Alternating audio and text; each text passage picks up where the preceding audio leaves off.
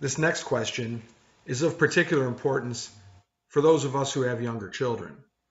Dear Rob, how do my husband and I go about making sure that my sister will become guardian for our children if something were to happen to us? So, many of you out there, I'm sure, have done the jot a note before you leave for vacation and leave that behind and hope that if something did happen, this would be adequate. Unfortunately, that really is not enough. The way to properly nominate guardians in the state of Illinois is through a proper guardianship nomination, which is contained in a will. In that case, a court will give overwhelming consideration to your nomination. However, please be aware, this is very important and it surprises a lot of people. In Illinois, you are nominating guardians. You are not appointing them. And the difference is that in Illinois, if something were to happen to you and there were a guardianship proceeding initiated, the court would still take the best interest of the children into consideration. By that I mean, in most cases, they're still going to give them to the people you nominated. But if, for instance, something changed and made those people that you've chosen unfit for guardianship, then they would allow guardianship to go somewhere else. There are some states that simply rubber stamp every parental nomination.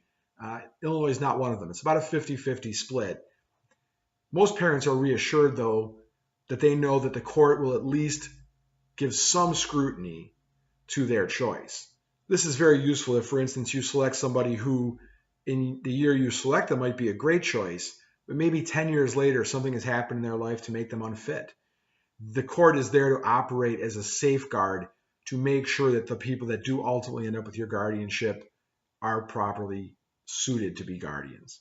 So, if you do have children, you should absolutely at least have a will, and in that will, you should absolutely nominate guardians.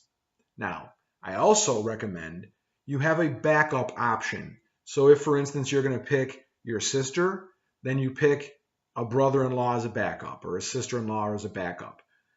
That's because if the court did run into a situation where your first choice was unfit, or if for some reason the first choice can't or won't do it, you have gotten to participate in the process of picking a secondary option rather than leaving it to the court and the surviving family to work it out amongst themselves. So do a guardianship appointment in a will and make sure you contain in that guardianship appointment, you include a backup option as well.